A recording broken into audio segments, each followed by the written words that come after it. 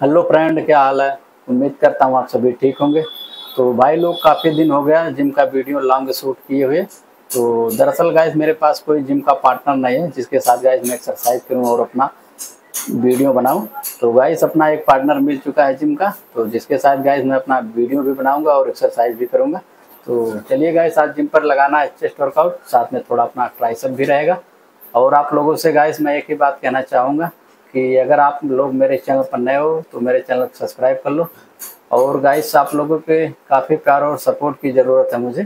तो गाइस अभी तक मेरा चैनल मोनेटाइज नहीं हो पाया, तो आप लोग अपना प्यार और सपोर्ट थोड़ा दिखाओ और मेरा चैनल मोनेटाइज करवा दो। तो चलिए चलते हैं जिम पर। लगाना अपने को आज चेस्ट वर्कआउट, साथ में थोड़ा ट्राइसेप रहेगा।